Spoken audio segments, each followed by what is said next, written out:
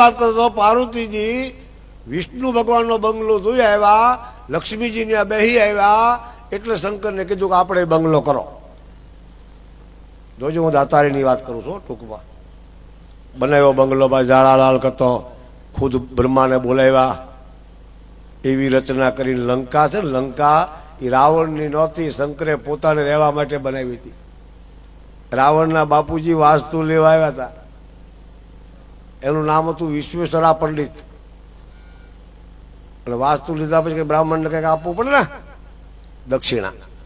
શંકર ભગવાને પાર્વતીજીને પૂછ્યું કે ભવાની અને શું આપશું? પાર્વતીજીએ કે તમારે દેવું દઈ દો, અન્નમ પત્ની કહેવાય. નો કે આઠાને આપો, પત્ની એનું નામ કહેવાય.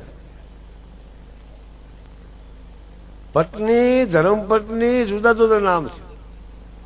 હા, અમુક પત્ની કહેવાય. પત્ની કોને કહેવાય કહું? નકરું મગાય કરે, ઓલું લાવજો, ઓલું લાવજો, એ પત્ની કહેવાય. અને ઘરમાં જેટલી સંપત્તિ હોય એમાં સલાવી લે, એ ધર્મપત્ની કહેવાય. ધર્મપત્ની હા, સીતાને ગીતાને કોઈ સમજી જાય, કોઈ શિવને પાર્વતીને સમજી જાય, આ તો કથા છે. પણ હું એ કહું છું, એવું મકાન બનાવ્યું ભાઈ. હા, વિવિધ વિલાસ વારી, ઉદુર અટારી, બેરી નારી નારી ને એક દારી, અનેક હવેલી હતો કુદન કબાટ બારી, અને આરસ કે 5 બાટલા ઝરૂખા. શું તમને લંકાનું વર્ણન સંભળાવો, એ બાગ ને બગીચા. પણ વાસ્તુ લેવા બોલાવ્યા, શું આપશું એમ કીધું કે તમારે દેવું હોય દઈ દો. તો ભોળાનાથે કીધું કે ભૂદેવ તમે આ રહો, અમે બીજું મકાન કરી લઈશું. કર્યું અર્પણ. અને પાર્વતી થાર થાર થાર ધ્રુજ્યો.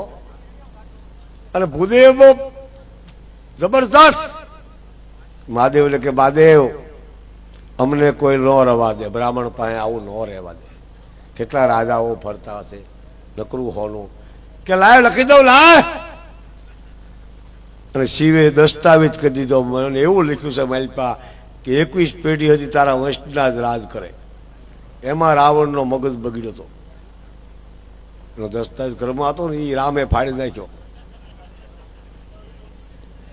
એ રામે પાછો બોલાવ્યા શંકર ભગવાનને રામેશ્વરમાં કે લંકા તમે આપી છે કે હા, આ દસ્તાવેજ તમે કર્યો છે કે હા, આ સહી તમારી છે કે હા.